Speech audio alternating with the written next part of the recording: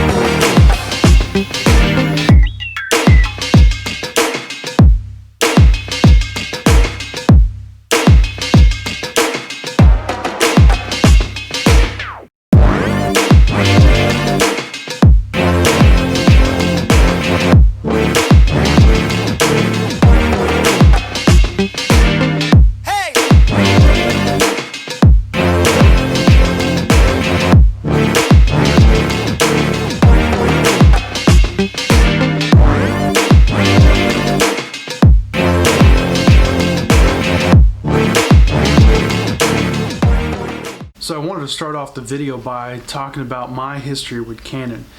And I wanted to make sure that everyone knew that, I'm not a Canon fanboy, I'm not out to bash Canon, it's nothing like that. Actually, the only camera brand that I've ever known has been Canon.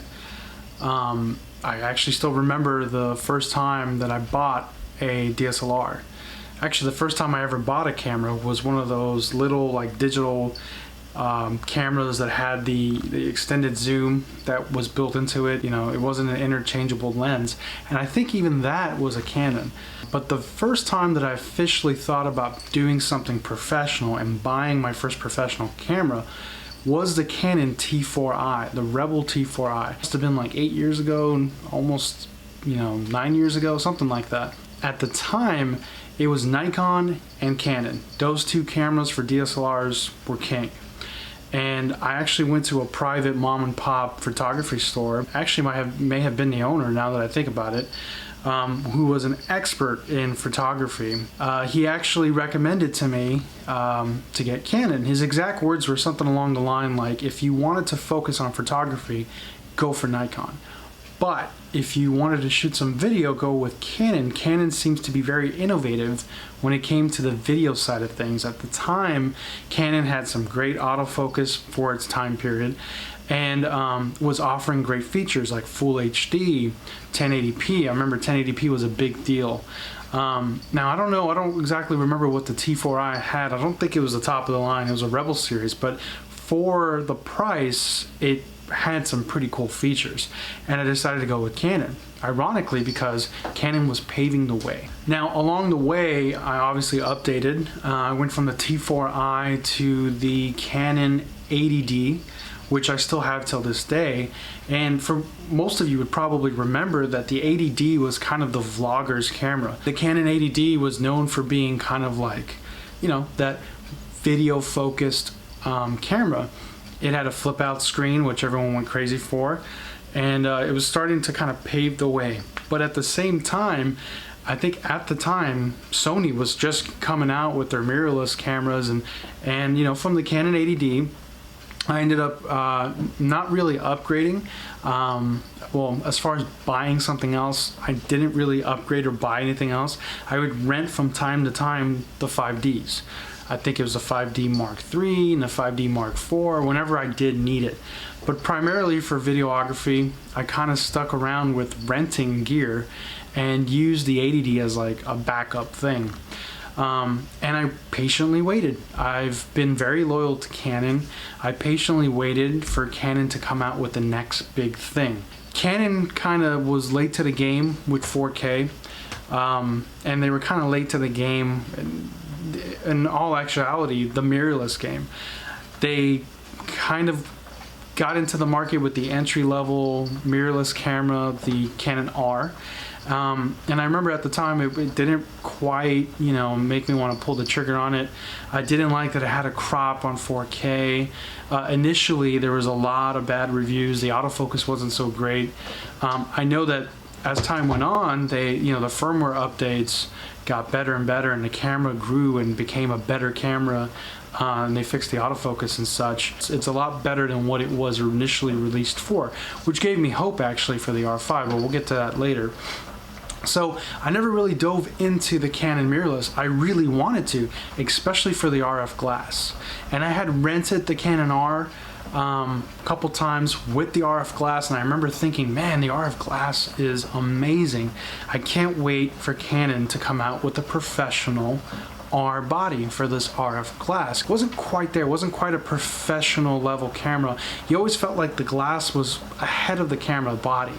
So I was always waiting for that next camera, and I made up my mind after using the RF glass that whatever Canon came out with after that, I was going to pull the trigger. It was time to update. I really wanted to get my hands on the mirrorless cameras that Canon was offering, and especially that RF glass. Here comes the rumors, right? Canon had a professional R series camera that they were going to push out and start marketing. And you know, the rumors start out in the beginning that it's going to be like an all-in-one crazy camera with autofocus and image stabilization and video features, right? The rumors hadn't came out yet exactly what the video features were, but that it was going to be packed with video features. So naturally I got excited. I'm thinking, okay, well, what's the catch? I'm sure there's a crop, or there's something has to be wrong, right? Because Canon always crops their cameras. They're always protecting their cinema lines.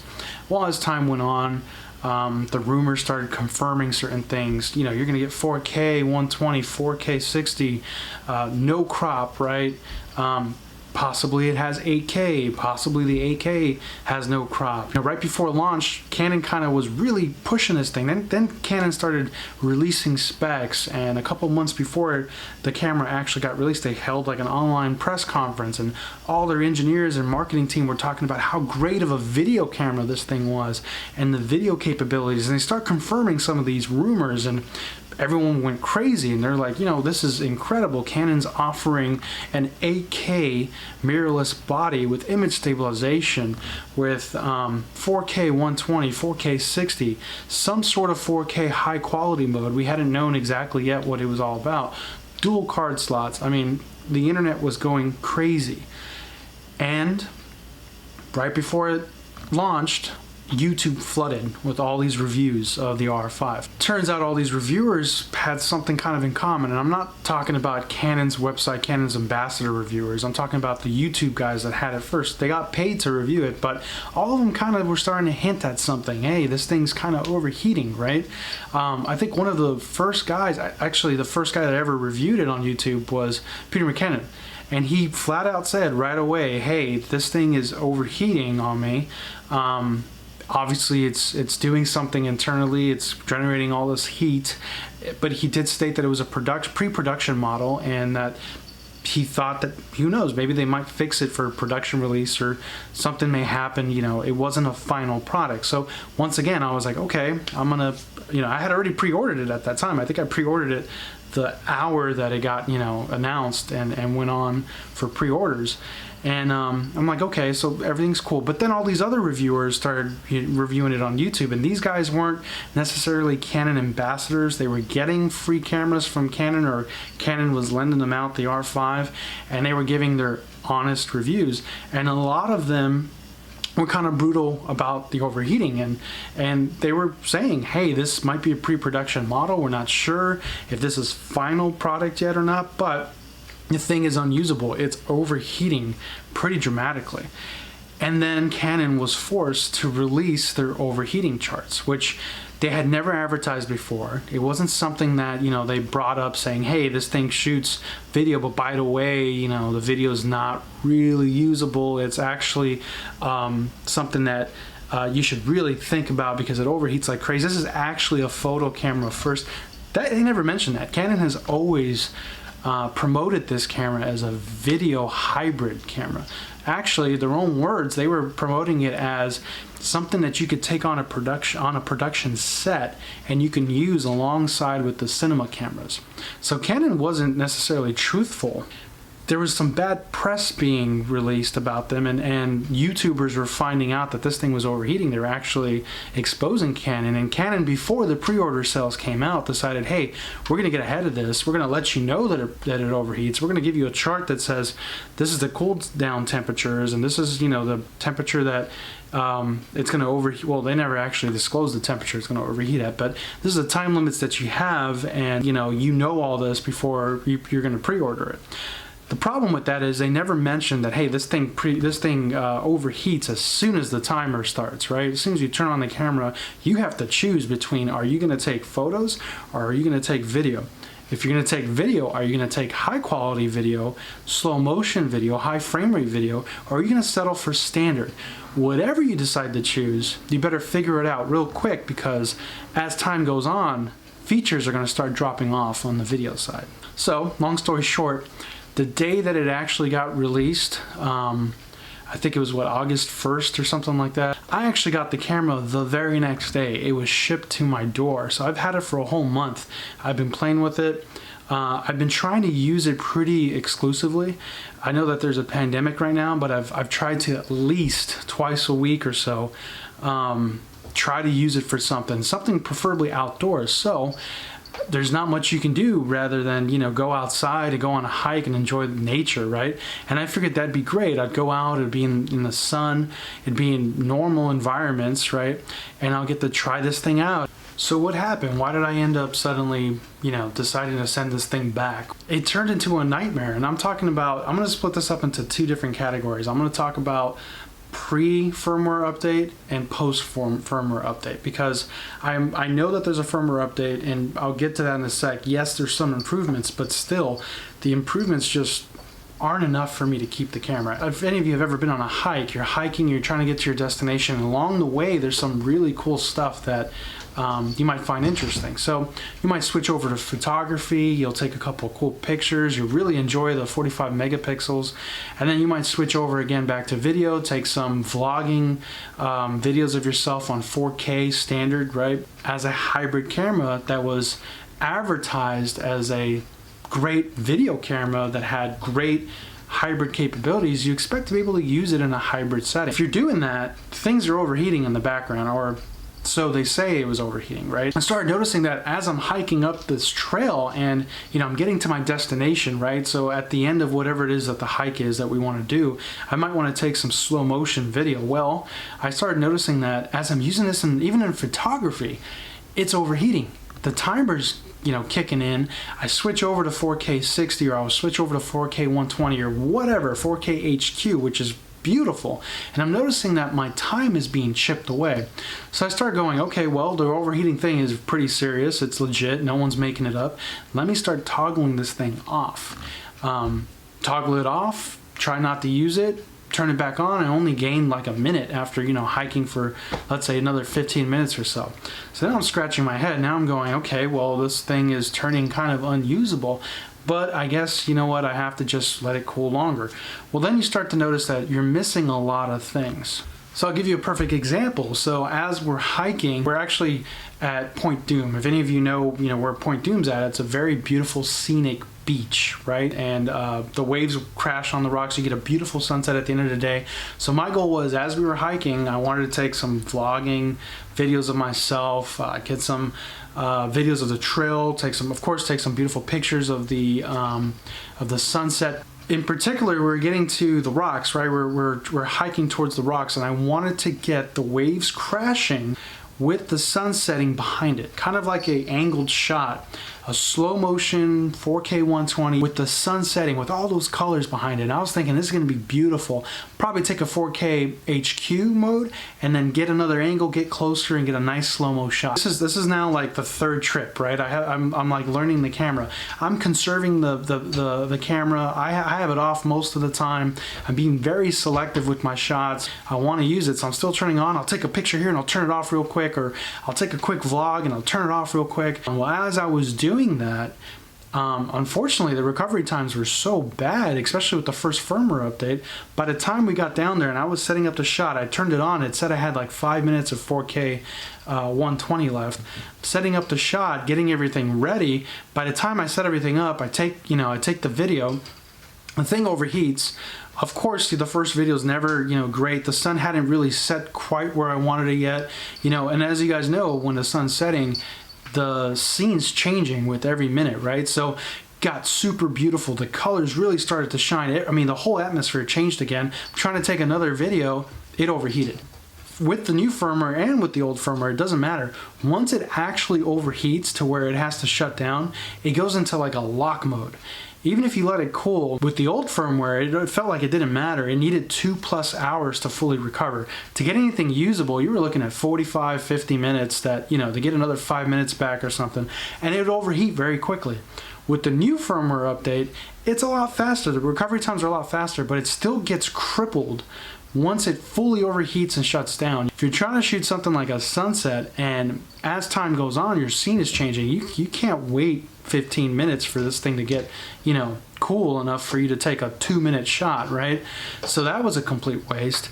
Everyone else around me got their shots and they were using their cameras and they were fine. At this point, I'm kind of really evaluating the situation. I'm thinking, hey, did I get what was advertised?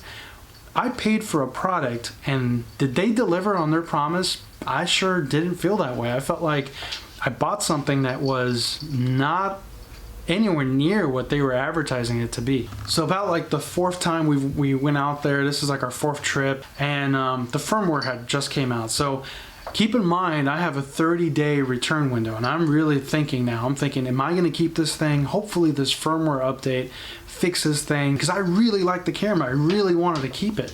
I just wanted it to be reliable. Firmware update comes out. I only had about 5 days to test it, so I was trying to test it almost every day, trying to get the most out of this camera and really decide if I wanted to keep it or not.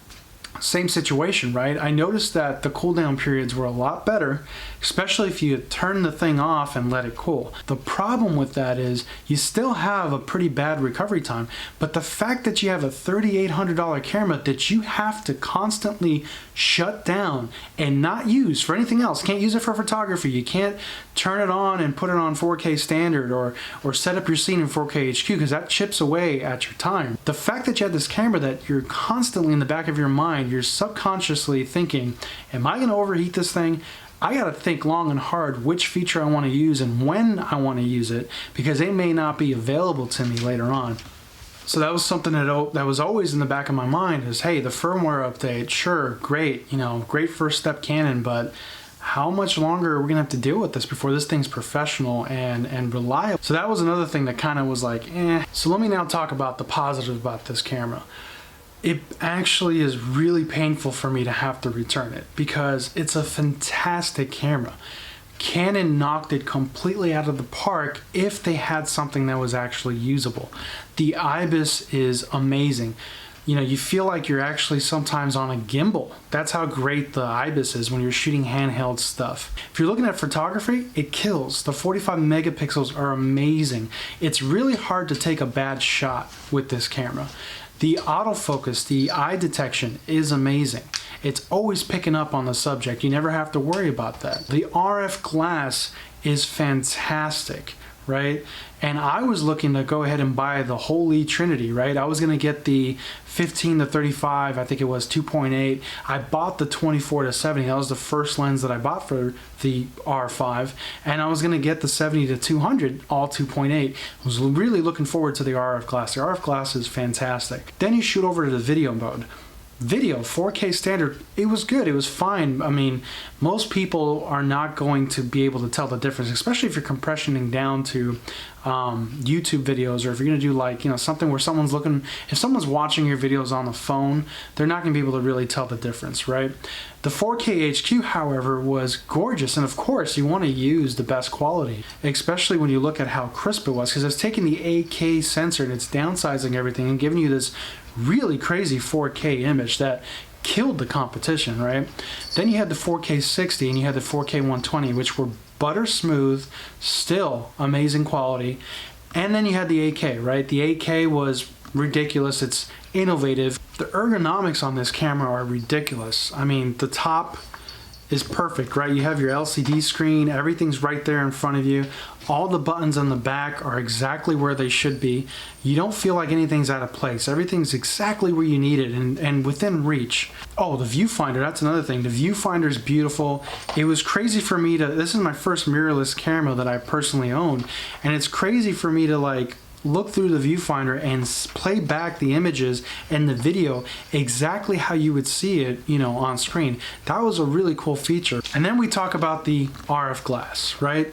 The 24 to 70 is ridiculous. This is probably one of the best lenses I've ever used in my life. I can't say enough great things. This is probably the thing that's going to hurt the most about leaving this camera. This is probably the main reason why I wanted to stay, because the future of Canon, the future of their mirrorless products, their R series, is right here. The glass is only going to get better. This thing has image stabilization, right? It's 2.8 at all focal lengths. The 24 to 70 is extremely usable for both video, photography, weddings, anything that you can think of. This is a great glass to have in your camera bag. As I said before, I was going to get the Holy Trinity, and I felt like with the Holy Trinity I had everything that I needed to do both video and photos. So the camera had amazing qualities, right? I personally didn't care much about the 8K. The 8K, the file sizes are huge. It's very cool. I understand what Canon was doing, and that's one of the reasons why I got super excited, because Canon was, like I said, kicking down the door. They were coming out with this new innovative feature. But what I really wanted was the 4K to be usable and reliable.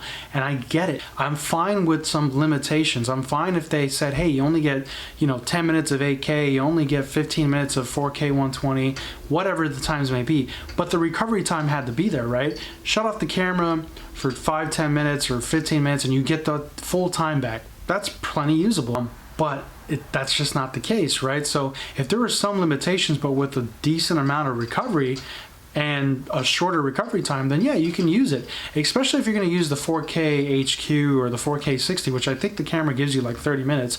You shut it down for 5, 10, 15 minutes and you get another 30 minutes. I think most people would be okay with that. To be quite honest with you, the thing doesn't actually overheat. It never feels hot to the touch. There's plenty of videos out there with people hacking it, putting in like a piece of toothpick or rice grain to trick the camera. And some people shot with 8K for like an hour and it didn't overheat. So in my own personal testing, the camera never truly overheated. I think it's the Canon cripple. That's a whole separate issue, but let's say it actually did. The recovery times make no sense. You're telling me that this little camera needs 2 hours to fully cool down. That made no sense. So then they come out with the firmware and they say, hey, our bad, we weren't taking the ambient temperatures. We now are, and there should be a pretty good improvement for recovery. We still need an hour. If this thing fully overheats and it shuts down, it takes another hour to fully get the full times back. Canon's clearly playing games, and for a $3,800 camera, you know, I don't want to play this game. I want this thing to work. I want it to work at least in a reliable way. So I had to make a really tough decision. I had to decide if I was willing to send this thing back and later find out that they updated the firmware, they released a new firmware, and they completely fixed the overheating. I don't think that it's something that it's going to be fixed anytime soon. I am kind of afraid that Canon is going to ride this firmware for a little longer. To be honest with you, I don't know if they're going to fix it or not. So it's hard to say. Would I be kicking myself? Yeah, I think so. I mean, this is an amazing hybrid camera. If they were to fix the firmware, I mean, it would suck to return this, but at the moment, it just makes sense. My return window is closing, and I don't want to lose money on this thing and have to resell it if they don't actually end up fixing it. I guess I could end up buying it again if everything gets fixed in the future, but as it stands right now, yeah, I'm willing to send it back. I'm willing to bet that I'm making the right decision. There's other cameras right now on the market that are offering 4K and high quality modes, and they're reliable and there's nothing wrong with them. So unfortunately, after 8 years being dedicated to Canon, I am going to be looking for another brand. You know, and if I'm being honest here, I'm actually kind of, afraid to move on, to switch brands. I don't know what to expect. It's actually quite funny because Canon has always been known for being the reliable, safe bet. And it seems like, at least this time, Sony and Canon have kind of switched. Canon has been throwing the kitchen sink at everything, but it's unreliable and there's a lot of issues with the camera. Sony kept it safe with the a7S III, but they have an extremely reliable video first camera. I'm not sure what to think. I'm kind of afraid to move on. I'm used to Canon. I love the Canon colors. I love the ergonomics. I know everything about Canon. I know where all the buttons are. Picking up this camera was no big deal to me. I felt like I was right at home. I mean, I was able to pick it up and just continue where I left off. Now, full disclosure, I did pre-order the Sony a7S III when it first came out, or when it was available for pre-order. I always had in the back of my mind that I was going to cancel that pre-order because if the Canon had worked correctly, I had the perfect hybrid camera. Why would I buy the Sony, right? But now I'm thinking differently. I'm thinking that if I do need to take a photography first, approach to things. If I had a client or if I had work where I had to take photography and I was going to blow up the photography and it was very crucial that I couldn't crop in or anything, I'd probably just go ahead and rent another camera, right? Or I could even use the 80D. I mean, I know that sounds disgusting, but the 80D takes some great photos. Probably wouldn't, but I'd probably just go ahead and rent another camera. But to have the Sony a7S III and have that dedicated for video only, I think it's worth it. I really want the 24-70 lens. I think Sony has a 24-70 G Master, which is fine, and it's a 2.8. Doesn't have image stabilization, but the thing about it is it's very expensive and it's 5 years old. But I know that Sigma offers a 24-70 lens. It doesn't have image stabilization. The reviews are great. They're saying it's, in some cases, as sharp, if not sharper than the 24-70. Autofocus works great. Here's the thing though, it's only $1,000. So if I end up keeping the Sony, if I end up sticking with Sony and getting the Sigma 24-70, ultimately with the memory cards and everything, if you factor everything in, I'm saving about almost $1,800 by switching to Sony. And essentially I'm getting a better video camera than what the Canon is currently, right? That's going to be a big deal for me. Yeah, there's 12 megapixels. I think the 12 megapixels will be fine for Instagram or for, things you're going to put on the web, on the phone or whatever. If you're going to be blowing up pictures, there's things you can do. 12 megapixels are definitely not good enough. I would just go ahead and rent another camera. Or if I really had to pick up one of my old cameras, probably the 80D, take a couple pictures. Would I use the 80D in a professional environment? Not really. I'm more of a video guy. I probably shoot 60% video, 40% pictures, probably 7% video these days, 30% pictures. So I think the Sony overall is just a better camera for me. I wanted the R5 because I'm so invested in the Canon line. I know Canon, and it's a hybrid camera, so if I ever do decide to do more pictures in the future, I have the tool for it. I also wanted to talk about the frustration with Canon. Canon just, over the years, has always been behind. They seem to just ignore their customers' feedback, right? They never give the customer what they want. They always cripple things in some way or somehow. Back in the day, 4K was starting to emerge. There's starting to be this new thing, and Canon was completely ignoring it. They were just refusing to put 4K in their cameras. For whatever reason, whether they were trying to protect their cinema lines, or they just couldn't do it at the time, which I find very hard to believe. But maybe they didn't have the capabilities. I don't know. They just kept ignoring it. Every time a new camera was announced, people were anticipating that, hey, this is going to have 4K, and it wouldn't. Eventually, they started offering 4K, but then they started doing ridiculous things like cropping it. I mean, it was still usable, but it was a big step backwards, and you really felt like you're at a disadvantage compared to the other companies, right? Sony was offering 4K. Sony was trying to be more innovative. And then you want things like, hey, I want 4K higher frame rates, right? I want slow motion. Canon was slow to do that. There's cripple hammer again. It was cropped as well. Sony was offering it. Sony was doing it. Other cameras started doing it. Canon was still kind of behind. Canon was really late to the mirrorless game, right? For a long time, they were like, nope, we're sticking to DSLRs. Mirrorless is a fluke. You'll see DSLRs are still the future. They still have a place in the consumer market. Well, it's really clear now that mirrorless is the way forward. Mirrorless is the future. So they were late to the game with that. The R was a good entry into this mirrorless world, but it wasn't a professional body by any means, and definitely the lenses outshine the body. So then Canon finally announces the R5, the R6. It seems like they absolutely are back in the game. They're killing it, and it's crippled again. It's definitely, in my opinion, crippled by a timer. Even if they say that there's all these sensors in there, I still think they're crippling it. I still think that they're probably protecting their cinema line. I know that there's some videos of people completely disassembling this thing. I'm not an electrical engineer. I don't know much about electrical engineering. I can tell you by looking at it, things are very odd and seems out of place. It seems like they kind of, didn't think things through as far as the thermal design efficiency. With that being said, even with the thermal design efficiency kind of being, wonky, the thing doesn't overheat. It's amazing that Canon has a small body like this that is capable of 8K, 4K 120, 4K 60, 45 megapixels, decent low light capabilities, and it's possibly not even overheating, or if it is, it's overheating, after an hour or so. This thing is capable of shooting most of the video modes at an hour plus internally with no issues. So that's another reason why I decided to leave. I'm kind of getting fed up with being, yanked around by Canon. I feel like Canon just doesn't want to listen to the consumers, and they own something like 45% of the market shares. So when a company gets that big, they tend to kind of ignore their customers. They tend to think that they know best. The company itself is too big, so decisions are slow to be made. Some voices internally inside the company may not be as loud as others.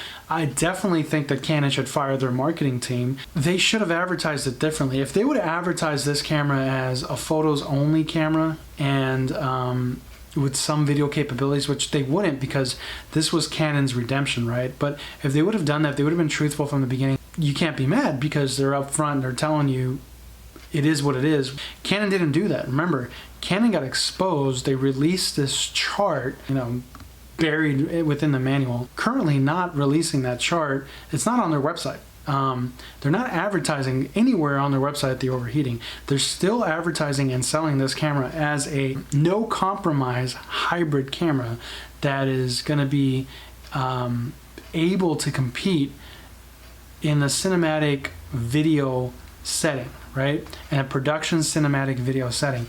So they're still to this day not being truthful. This camera was completely marketed incorrectly, and whoever at Canon, a Canon executive or whoever at Canon, their product management or whoever they have there that is making these decisions to cripple these cameras, I think that guy should go too. I think Canon should really consider overhauling their management team. You have to remember you bought a product that is nowhere near what they had advertised. It seems like it's a photos first camera. Video features or overheating doesn't make it a hybrid camera. That makes it a photo first with 4K standard, and that's basically it. And personally, I know how it is. I think they should be listening to their engineers a little bit more and trying to get their consumers the absolute best camera that they could make to be competitive against the market. Now, of course, I've heard things like, if you want this Canon R5 to work, you can't expect it to work at $4,000. You know, they're going to be charging $10,000 for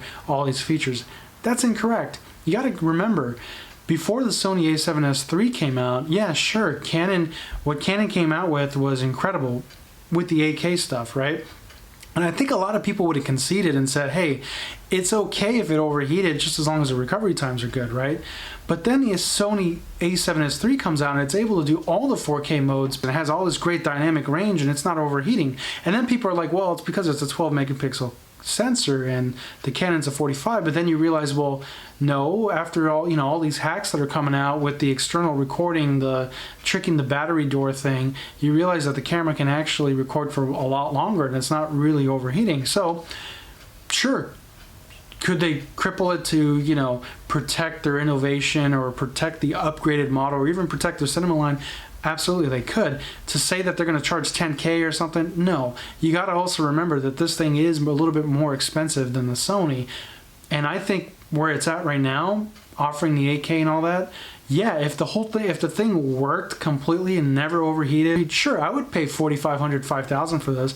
I wouldn't go over. This was Canon's kind of like their way of redeeming themselves. In their own words, this is them being innovative again, you know, changing the marketplace. You change the marketplace by doing things above and beyond your competitor, right? So offering 8K is just something that they did to go above and beyond. I expect it to work because that's how they advertised it. So with all that being said, I know that Canon's stocks are going down. I know that they're not necessarily financially doing as well as they hoped they would. But I don't think Canon's going anywhere, right? They own 45% of the market share. Canon's going to be around for a very long time. And I don't wish any ill towards Canon. It's quite the contrary. I kind of want to see them fix this thing. Hopefully I'll come back to it and buy it in the future. I mean, I don't know, right? But I don't wish them any ill. I think that Canon made an exceptional camera. I think that if you're buying this camera, you just have to really sit down and think about what you're going to use it for. If you're a photographer first type of guy, you are going to love this camera. This camera is going to be best photography cameras you've ever owned. It's definitely a huge step up as far as, you know, the Canon lineup, right? And it competes with the competition. In some cases, it completely crushes the competition. So if you're buying this as a photography camera, you scored. Now, if you're buying this as a hybrid shooter, you really got to think things through, right? You have to kind of plan out your shoots. You have to figure out what is most important to you, which scenes are most important to you, at which frame rates, and you kind of need to shoot them first. You have to be very subconscious about whether or not you're going to go into photo mode or if you're going to go to video mode, right? You're constantly going to be thinking in the back of your mind and monitoring the overheating. With the new firmware, the cooldown is a lot better, but it's still not being used as a total hybrid camera. You still have to shut this down completely in order to extend the record times and improve the recovery times. You also have to keep in mind that if you completely overheat it to where it shuts down, it cripples further, right? Even with the new firmware, not as bad as the old, but it's still going to take a long time to recover. If you're a video only person and you're looking for a mirrorless camera because you want to be discreet and you like the package, the small compact design, I don't think this camera's for you. I think this camera is unusable for video only or long takes of interviews. If you're going to take long B-roll images, I don't think it's for you. Even if you're going to be turning it off and letting it cool a lot, you're still going to be thinking a lot about when and how to shoot, you know, the higher video resolutions and high frame rates. As only a video user, I think the Sony a7S III is probably a better choice. Honestly, I think a cinema line would make most sense for a video only eventually, but I get it. If you want to buy a mirrorless camera for video only, you want the compact design. Unfortunately, this just isn't for you. It's actually kind of funny because I was hearing the rumors of, you know, Canon was going to announce a RF cinema line because I thought, I'm going to buy this camera, the R5. I'm going to use this as my hybrid camera. But I was actually going to eventually buy whatever the RF cinema camera was. They were going to complement each other really well, especially with that RF glass. I mean, that thing's going to be insane. If you bought this camera, I'm not putting you down. I wish you the absolute best. Just make sure it's the right camera for the work that you want to do. Whatever camera I end up sticking with in the future, I learned my lesson. I'm not going to be married to it. If you bought this camera, I'm not knocking you down. I hope it brings you many years of great usages. I hope you were able to shoot great footage with this thing. I hope you're able to take great photos with this thing. I just want you to just be aware of the huge limitations that it has, and make sure that if you are going to put up all this dough for a professional camera like this, that it's usable for you. I'm not advertising jumping ship in any way. It's just what I feel is best for me. So yeah, sorry Canon, but I'm moving on. I mean, it's absolutely amazing that Canon came out with such a beautiful camera that literally crippled the competition. And it's ironic that Canon ended up crippling their own product and they expected you to pay for it. That's the part that just drives me insane. So the YouTubers that are, really holding Canon's feet to the flames, you guys rock. You guys are doing a great job. Keep doing it. I can't tell you how many videos I was watching going back and forth. Probably going to keep my eye on this thing. I think there's plenty of you guys that are probably the reason why Canon will eventually address this and fix it. We don't know if it's going to be soon or a year from now, but keep at it. 2020 has been a pretty crazy year, so maybe this is a huge switch now. Canon's going to be going all dark side and Sony's all of a sudden the light. So I think that's it for me. I feel like I got everything off of my chest. In short, this is actually probably the last time I'll be using the camera. Tomorrow it's going to be boxed up, and tomorrow is actually my last day to return it. Every time I say that, I feel like, I got like a knot in my gut. I'm not sure if I'm, doing the right thing, but it's such a good camera, Canon. Why couldn't you just make a reliable camera? Why do you got to cripple it? I think I'm making the right decision. I'll update you guys as I go along. If you like this video, please subscribe, hit the like button. I really do want to hear your comments down below. I'm going to read all of them. Do you think I made the right decision? Do you think I was overreacting? Should I have waited for possible firmware in the future? Should I just bought an external recorder, spent more money on the camera? Should I did the rice or the toothpick trick and just tried to make the camera work? And I actually kind of want to hear from you guys. Are you guys canceling your pre-orders? Are you guys going to keep your pre-orders? Are you just getting your camera today? Do you love it? Do you hate it? Are you starting to get a nagging voice in your mind saying, hey, you might have overpaid for this thing? Are you going to buy 2 Canon R5s to deal with the overheating? I don't know. Please like, subscribe, and definitely comment below. I really do want to get your input on everything. So thanks for watching, and I'll see you guys soon.